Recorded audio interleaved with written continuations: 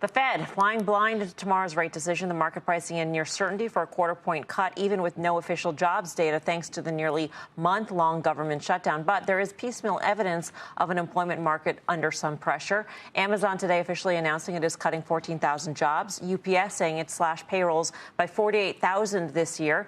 They join names like Target, Meta, Starbucks, and more who've culled their workforces. The market's betting those job cuts are enough to prompt Fed cuts through the end of the year. Major indices setting intraday records today yet again. So is that the right read on the headlines? I mean, but we've also heard from J.P. Morgan's Jamie Dimon, who basically has told managers not to hire people. Let's see how AI impacts every part of our business, because we know we're implementing AI in every part of our business. Maybe we can do more with less.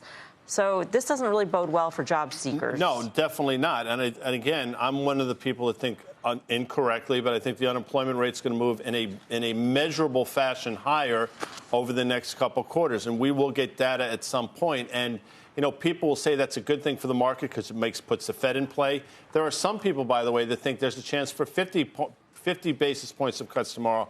I am not one of those people. With all that said, we're in the sweet spot now where job losses and the unemployment rate ticking higher is a good thing. At some point, though, that pendulum swings the other way. At some point, bad news is bad news. If we get 50 bips tomorrow, insanity lives. And because we don't have an economy or a job market that is indicating this. And throw in liquidity dynamics. What? Because we're not getting data.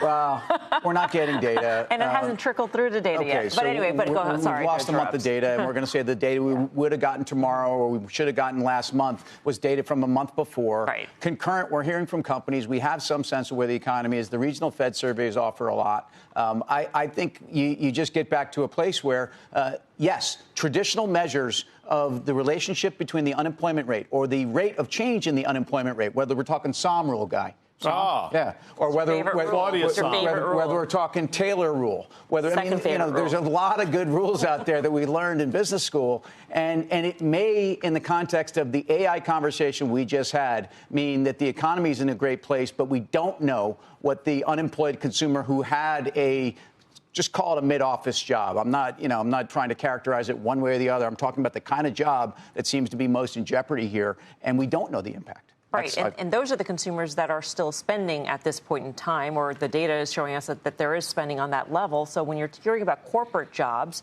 being culled, that is a concern. I think it's a concern. But again, as long as the consumer continues to hold up and spend and deleverage, then I think then you kind of are in I'm not going to call it a Goldilocks situation, but it still pushes out, I guess, the worst case scenario. Going into the Amazon and UPS layoffs that you mentioned, I think those tell two completely different stories. I think UPS is one of the whole goods situation, pull forward that we had in 2022, 23 on the back of the pandemic. I think that's reverse course. And, the volumes aren't there to support that workforce.